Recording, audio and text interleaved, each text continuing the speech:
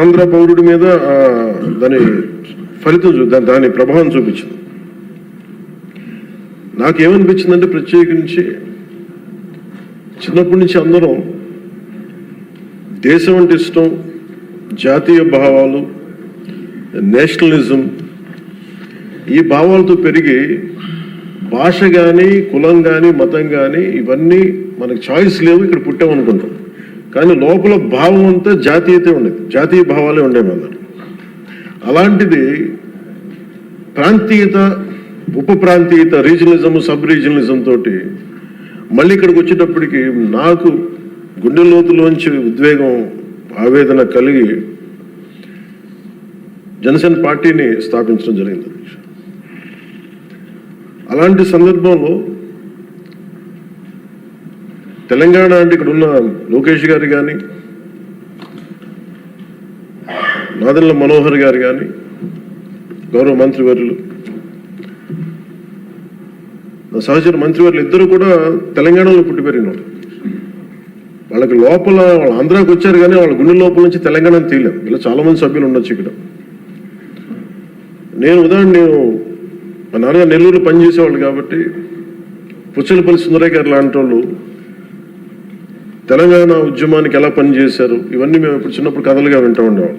So ఎప్పుడు తెలంగాణ వేరు, ఆంధ్ర వేరు అని ఎప్పుడు భావం లేదు, తెలుగు నేల అనుకో. కానీ లేదు, మీరు విడిపోయిన తర్వాత సహజంగా ఏం జరగాలి అధ్యక్ష?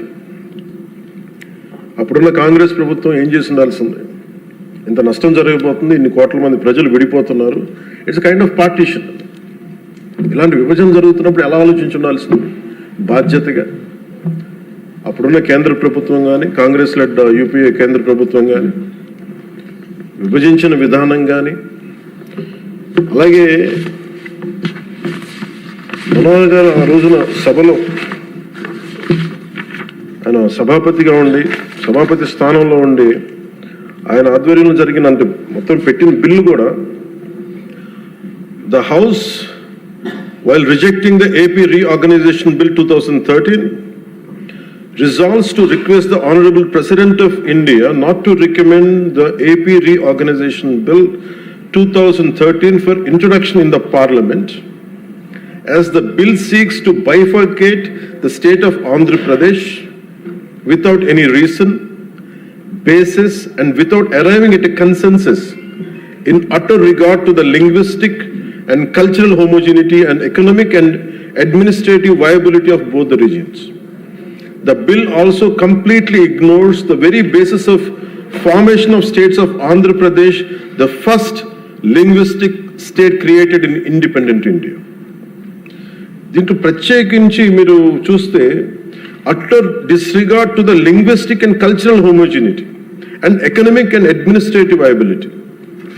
ఇందాక లోకేష్ గారు చెప్తున్నప్పుడు కనీసం ఆఫీసులు కూడా లేవని ఫోటోలు చూపిస్తూ ఉంటే, నేను అప్పుడు ముఖ్యమంత్రి గారిని కలవడానికి వచ్చినప్పుడు ఆయన ఆఫీస్ చూశాను.